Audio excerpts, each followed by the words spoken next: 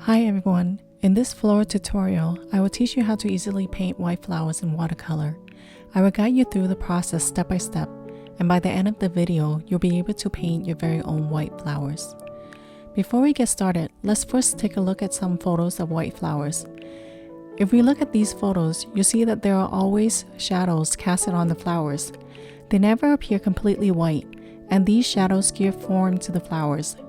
These dark areas usually appear ivory in color or grayish, depending on the surrounding and lighting. It is these dark areas that we capture when we paint white flowers. So the key to painting white flowers is to decide what color we want our shadow areas to be. This makes up the base color of the flower. I will show you my preference. I like to use ivory as the base. I create this color by mixing yellow with a bit of peach. If I want the shadows to be grayish, I use blue or green, but never black. Oh, and please do not use pink as the base color. It usually makes the flower look more like blush, and that is not what we're going for. Sometimes I would even use brown, but generally ivory is best. Now I'm going to show you how to paint several different types of white flowers. Let's get started. First, we will paint a white rose. I have another video tutorial that shows you 3 simple ways to paint roses. The link will be placed on the top right corner of this video. For this exercise, I will paint a closed rose, which in my opinion is the easiest way to paint this flower. I'm always very careful to sawed off light by using more water and less pigment. This gives me room to make adjustments or create contrast if I decide to make certain areas a lot darker.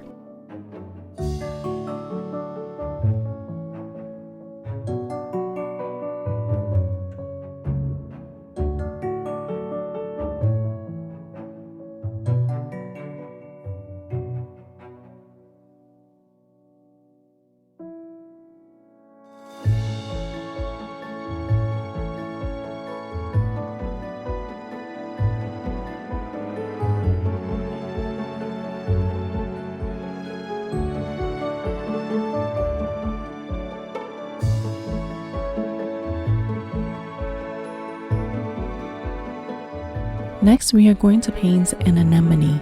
One of the neatest qualities of watercolor is the ability to bleed colors. Here, I am purposely drawing some of the color from the middle pollen to give a nice touch of bleeding. Also a quick note that white anemones sometimes cast shadows in the purple range because of the pollens.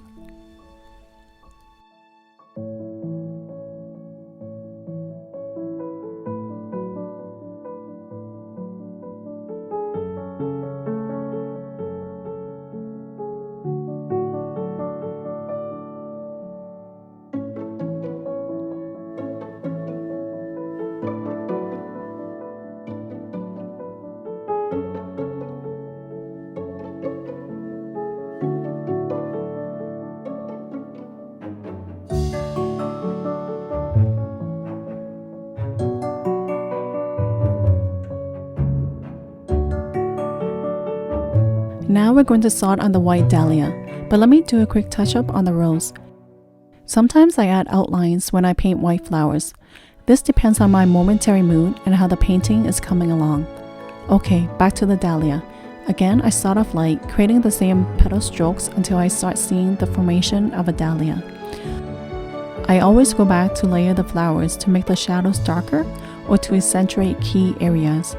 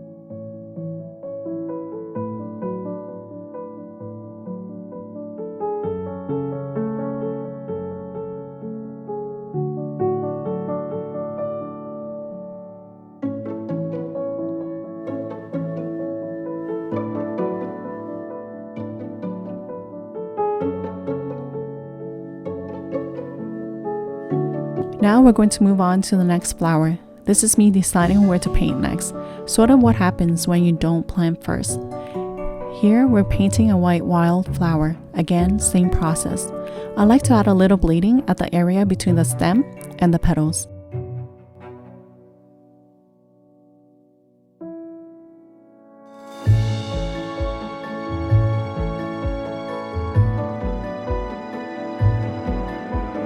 Next, we're going to paint a peony, my all-time favorite flower. Peonies are fairly simple to paint. I almost always use a round paintbrush size 8 for the petals because they are so nice and fluffy. I love adding the yellow pollens in the middle. It makes the flower pop.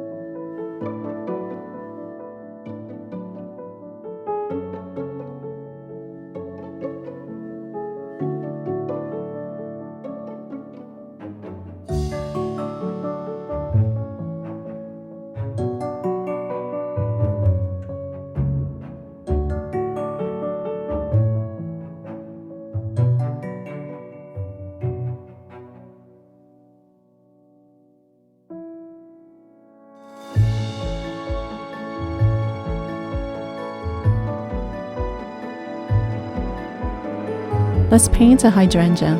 I like to use a more greenish tone for the center of the small individual flowers of the hydrangea, and then use water alone to draw out some of the pigments from the center. I then use ivory to accentuate the dark areas.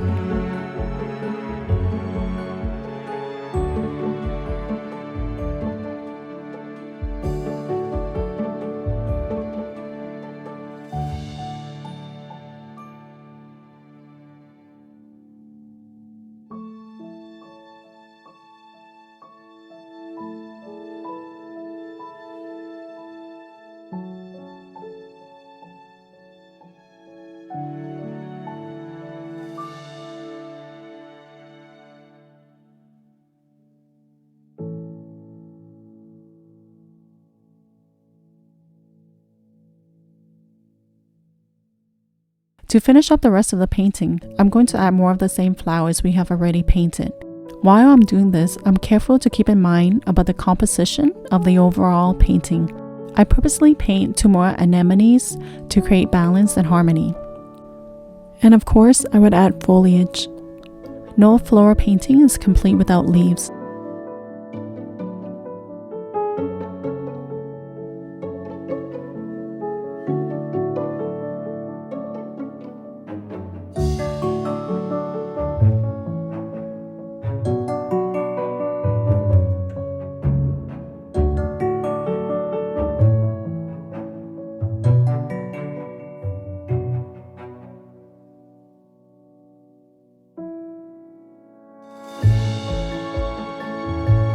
And that's it. I hope you found this video helpful. Remember to like, subscribe, and click on the bell icon. Happy painting! Bye!